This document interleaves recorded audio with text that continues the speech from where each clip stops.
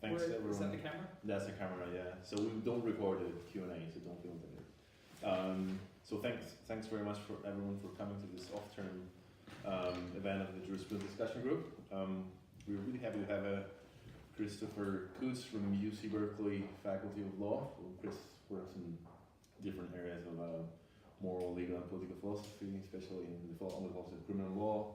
He's just training corporate and collective agency, and recently on the ethics of war. And personally happy to have him here because he's my teacher and supervisor in Berkeley, so I'm particularly happy. So today he's gonna take us to a different direction. You haven't written about property before, but it relates to your work on collective agency. Yeah. So the paper is titled Natural Resources Shares and the Common Heritage of Home. So Chris, please. Thank you. So actually, well, maybe let me just be sure I understand. Have people read the paper or? Yeah. Okay. So I won't. I really skimmed it, so I don't need to summarize the whole paper. No.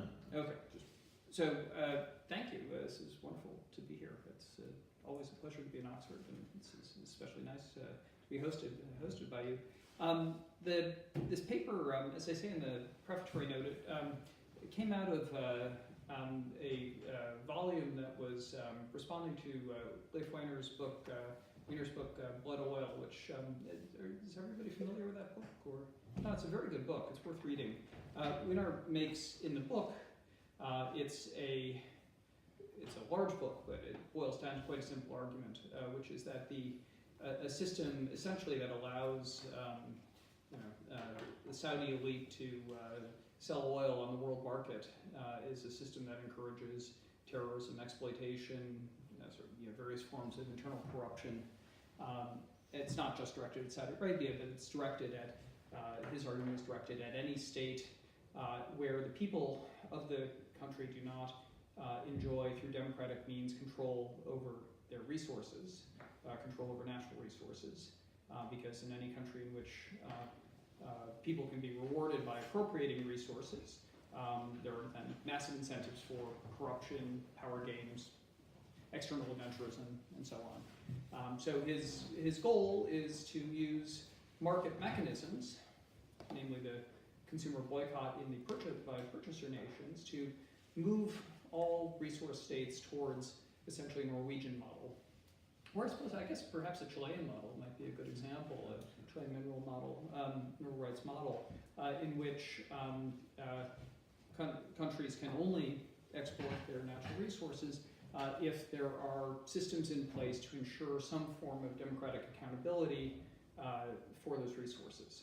And I think it's a very attractive idea, and as I say in this comment, for me it's quite striking. I don't know in England, but in Berkeley, which is about as politically self-righteous, virtue signaling a community as one can imagine. We pay a great deal of attention to the conditions in which our coffee beans are grown, but none to the conditions in which our petroleum is extracted. It's I found the book actually quite eye-opening, and it's meant to be a very respectful engagement with Weiner's claims that there's something very attractive about the principle.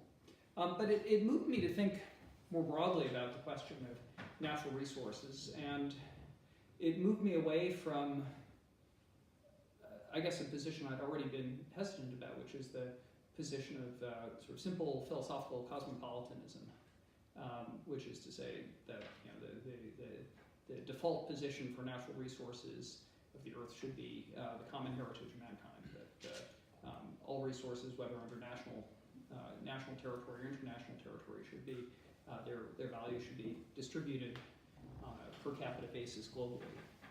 That's a very clean and attractive position, but some of Weiner's arguments, which I talk a little bit about, plus some arguments of a colleague of mine, Sarah Song, who's just written a book about immigration, convinced me that there's more philosophical merit than I thought to sort of the morality of borders, of nation states. And so this paper is about figuring out two puzzles. One is maybe three puzzles. One is there an intermediate normative entity between states as we know them, political creations of history, of war, of conquest, of exclusion, of genocide, and cosmopolitanism, sort of the decent state? I think the answer is yes. That one's maybe not such a puzzle. There is at least a normative possibility of a decent nation state, legitimate nation state, that has a right to impose some form of border control, but under terms that look nothing like current American immigration policy, and not much like policy in many other states. There is a possibility of an intermediate normative state. Once we've established that intermediate state, then the two puzzles are the ones I talk about in the middle of this paper. Who gets a claim if there are natural resources in that state? Who has a claim to those resources? We could extend the question, I don't here, but to the question of sort of the heritage of the intellectual property of that state. But just stick for the moment to the sort of Norwegian, Chilean, Saudi model. Who has a claim to those resources? The human rights position that Wiener takes up says those which rejects cosmopolitanism assumes that those resources belong to the citizens of the state. But that presents a puzzle, which is that it's a positively designed criterion, one that in fact in many, especially resource-rich states, is one that excludes quite a few of the people on the territory of that state who are contributing dramatically to that state. California, the issue of natural resources isn't quite as important, but it's a striking feature of California that the economy is largely dependent on non-citizen labor. Much of it is unauthorized labor. Can handle that question separately. But in a state in which much of the labor, much of the social cooperation comes by way of non-citizens, does it make sense to restrict the distribution of resources only to citizens? Especially since, again, that criterion can be gamed to distribute distribute natural resources to a smaller and smaller numerator of the population. So this paper argues for residency or denizenship or working status, and plus somewhat broader, as a better model than citizenship. The second puzzle is the more general conceptual puzzle, which is who is the political subject of a state. We, again, think of citizens naturally, political philosophers think of citizens, democratic citizens, as the natural subject of a state, and it's easy to think of citizens as the natural subject of a state, but again, citizen is a positive political criterion. To be a citizen is to be entitled to citizenship under the positive rules of that state. You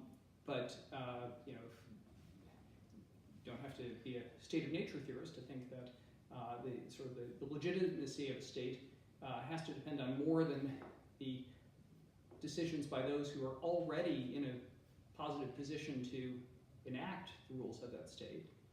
Put another way to say, those who are entitled in some sense to the benefits of a state, those who should be considered members of a state, should be those who are picked out by a criterion that is not the product of the state itself. And so this paper looks at expanding my earlier work I've done on collective rights and collective claims to the question of citizenship more broadly. Who is the collective subject of a state? And the argument I try to put forward in the paper is that collective subject, again, shouldn't be a positively defined group of citizens, but instead should be those who are engaged in broad forms of social cooperation. And I take that to be, really drawn from, consistent with a kind of Rawlsian picture of a people, as Rawls calls it, or the people who to whom the subject matter of justice applies.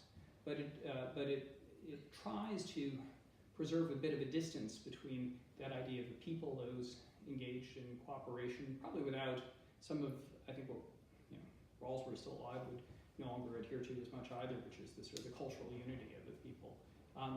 It tries to take the moral force of that idea of a collective subject of justice and distinguish that again from the positive claim of citizenship. So what I'm interested in doing, what I'd love to talk about is how we think about non-citizens and justice as in sort of as recipients of of natural resources, of other sorts of benefits that we have a custom of thinking of as citizenship itself as entitling people to. But if we start to question that criterion of citizenship, does it follow that they can flow more broadly to non-citizens, but not so broadly as to move out to the cosmopolitan alternative? So I guess that's what I wanted to say at the beginning. I'd love to talk about anything then. Right. Thanks very much. So, does someone want to jump in with a question? Yeah. Oh, you can do that. Fine. So, Chris, why do you think the problems with blood oil and problems with what we have in Saudi Arabia or with similar states could be in some sense solved by identifying who has a property claim and not the sort of why do you think that the framework of property and the language of property, the idea of them having property contribute to solve the issue is because we would have then someone to refer to, which are not the people de facto in charge of commercializing oil, that we could say you're not a property holder. The people should be the ones deciding how to. Do you think that it could be another way of? Well, I suppose one doesn't need a full language of property. So I guess there are two things. One is if what you want to do, if what you want to do is justify a kind of intervention by outside parties into internal politics. It's by way of this boycott system unless a country meets certain normative criteria. But the normative criteria don't themselves need to stipulate ownership. In fact, that's another piece of this paper. I'd say you don't need to claim that whoever the subject bearer is, citizens or citizens plus denizens, that they have property as control. They need to be beneficiaries of that wealth. And one could, I don't know if this is what you're saying, you could say that unless one won't accept, one won't purchase oil from a state in which the residents of that state don't benefit to some degree. One could do that without vesting the people with a property claim. But property is a pretty natural way to express, at least some of the sticks in this bundle that beneficial access, perhaps some form of control.